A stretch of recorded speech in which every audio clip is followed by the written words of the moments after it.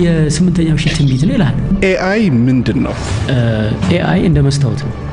ዛሬ ዓለምን እያነጋገረ ስላለው ትልቅ ፉክክር እናወራለን ማለት ነው። ሰላም ጤና ይስጥልኝ፣ እንደምን አላችሁ? ለማታውቁኝ አዚ ይባላለሁ። ይሄ ደግሞ አዚ ኤዲተር ዩቲዩብ ቻናል ነው።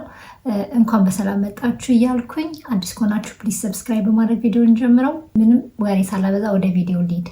ዛሬ ዓለምን እያነጋገረ ስላለው ሁለቱ ኤአይዎች ፉክክር እናወራለን ማለት ነው። እሱም ደግሞ ስለ ጀሚናይ እና ስለ ቻትጂፒቲ ማለት ነው። እናንተ የትኛው ላይ ናችሁ? ለረጅም ጊዜ ቻትጂፒቲ የዓለማችን ቁጥር 1 ኤአይ ሆኖ ቆይቷል ማለት ነው። አሁን ግን ብዙ ሰዎች ኤአይ በጣም እየበዛ ሲመጣ ቻትጂፒቲ ሞቷል፣ ቻትጂፒቲ ዴድ ሆኗል እያሉ ነው። እና እናንተ ምን ታስባላችሁ? ትስማማላችሁ ወይ በዚህ ሀሳብ? በእርግጥ ቻትጂፒቲ ሞቷል ወይስ? ሀሳባችሁን ከታች ኮመንት ላይ አስቀምጡልኝ። እናንተ የትኛውን እየተጠቀማችሁ ነው ያላችሁት? ግን በአሁኑ ሰዓት ቻትጂፒቲ ነው ወይስ ጀሚናይ? በይበልጥ ሁለቱንም ትጠቀሙ ትችላላችሁ፣ ግን በይበልጥ የትኛውን እየተጠቀማችሁ ነው ያላችሁት? የኔን ወደ መጨረሻ ላይ ነግራችኋለሁ። ቪዲዮን እስከ መጨረሻው ድረስ ማየታችሁን እንዳትረሱ። በተለይ ደግሞ ለእኛ ለኢትዮጵያኖች የትኛው ይሻላል? ለእኛ ኢትዮጵያኖች የተለየ እናደርግበት አንዱ ምክንያታችን ምንድነው? ቋንቋ አማርኛ የሚለው ነገር ስላለ ማለት ነው። ሁለቱን እያወዳደር እናወራለን ማለት ነው። ቪዲዮ አጭር ነው የሚሆነው እስከ መጨረሻው ድረስ። አሁን በድጋሚ መከታተላችሁን እንዳትረሱ። ጀሚናይ ለምን አሁንም ትልቁ ምርጫ ሆነ? ብዙ ሰዎች ወደ ጀሚናይ ሄደዋል ከቻትጂፒቲ በመቀጠል ማለት ነው። ባለፈውም እንዳያችሁት ከሆነ ይህን ቪዲዮ አስገብቼ ይመለሳለሁ ማለት ነው። እሸቱ ስለ ጀሚናይ በጣም ሲያወራ ነበረ ማለት ነው። እስኪ እንየው። የስምንተኛው ሺህ ትንቢት ነው ይላል። ኤአይ ምንድነው? ኤአይ እንደ መስታወት ነው። የመጠየቅ አቅም የሚፈተንበት መሳሪያ ነው። ኤአዩ ማንነትን ይፈትንና መክሊትህን ይነግርሃል።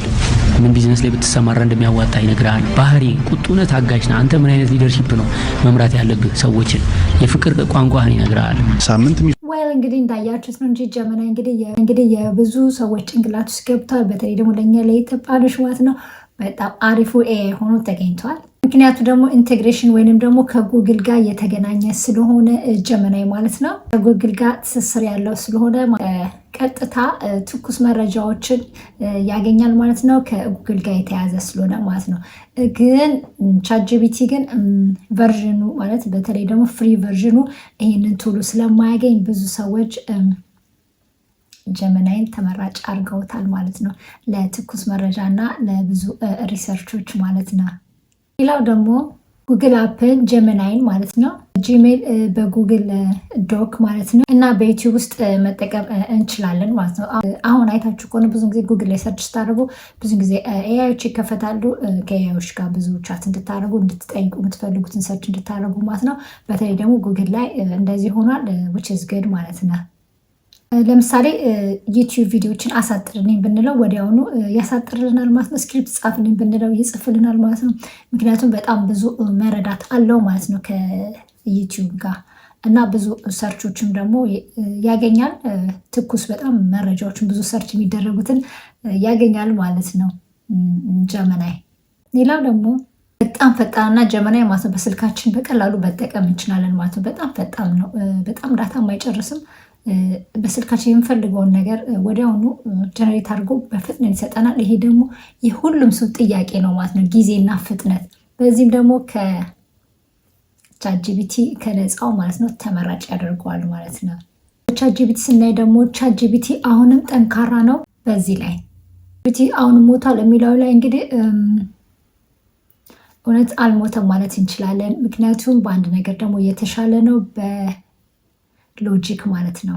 ሎጂክ ወይንም ደግሞ የማሰብ ችሎታ አሁንም የማሰላሰል ችሎታ ትንሽ ከጀሚናይ የተሻለ ነው። በዚህ መልኩ አልሞተም ልንል እንችላለን ማለት ነው። በሌላኛው ደግሞ የምናገኘው ኮዲንግ ፕሮግራሞችን ለሚጽፉ ሰዎች እንዲሁም ደግሞ ኮዲንግ ለሚጠቀሙ ሰዎች ማለት ነው በጣም ጥንቃቄ የተሞላበትና የማሰላሰል ችሎታ ስላለው አሁንም ኮዲንግ የሚጠቀሙ ሰዎች በኮዲንግ የሚሰሩ ሰዎች ስቲል ማለት ነው ቻትጂፒቲን እየጠቀማሉ ማለት ነው። ቻትጂፒቲ አሪፍ የሆነበት ነገር ምንድነው?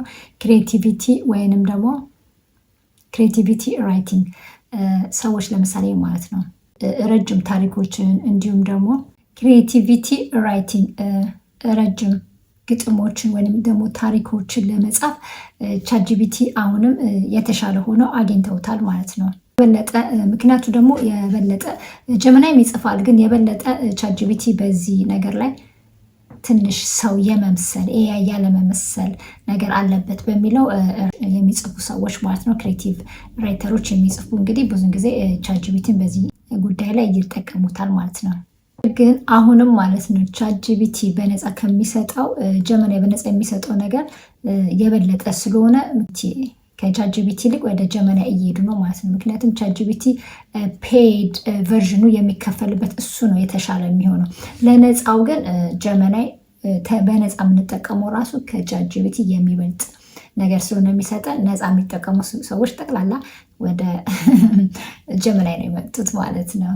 ምክንያቱም አሁንም በጣም የተሻለ ነገር ለማግኘት ከፈለገን ቻትጂፒቲ ላይ ፔድ ቨርዥኑ የሚከፈልበት እሱ ሞር የተሻለ ነው ማለት ነው። ሌላ ደግሞ ለአማርኛ ተናጋሪዎች የትኛው ይሻላል?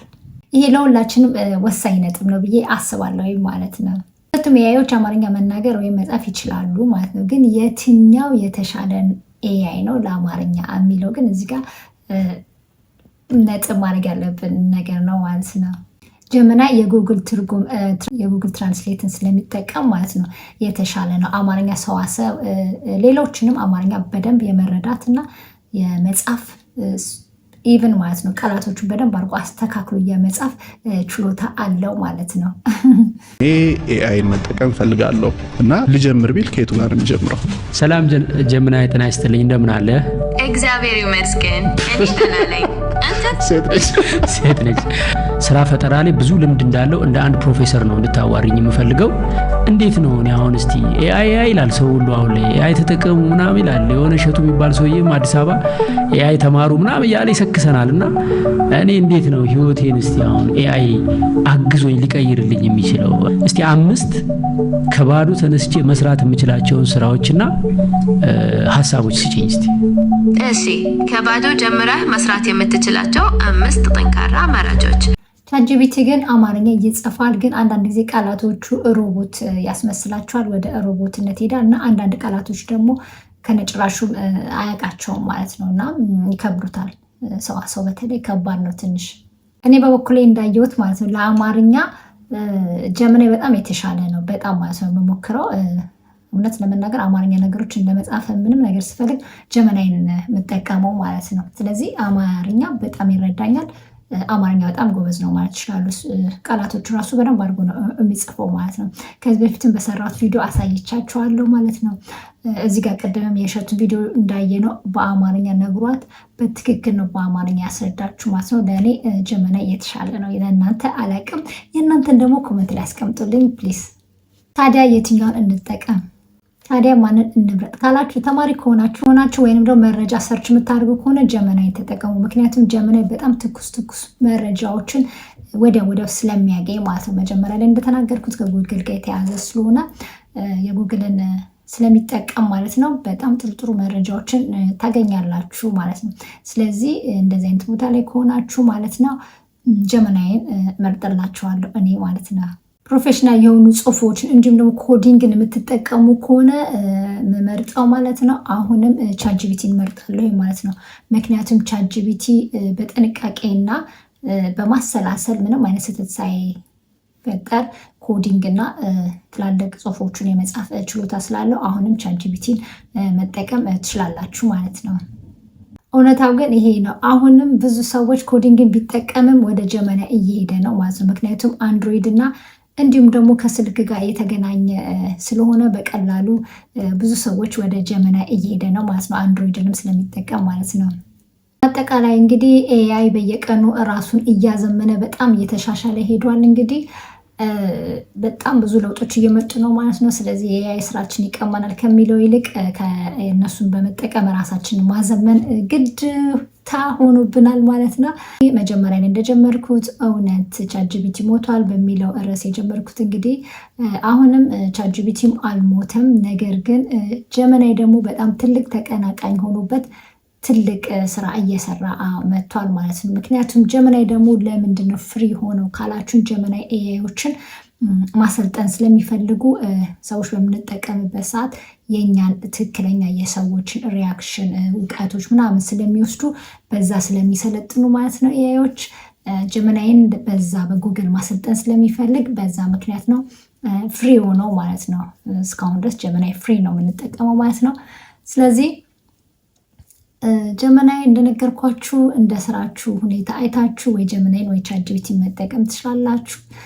እኔ ብዙን ጊዜ እስካሁን ጀመናይ ላይ ነው ያለሁት እውነት ለመናገር። እናንተ ግን የትኛው ትመርጣላችሁ የሚለውን ፕሊዝ ኮመንት ላይ አስቀምጡልኝ። የትኛውን ትወዱታላችሁ?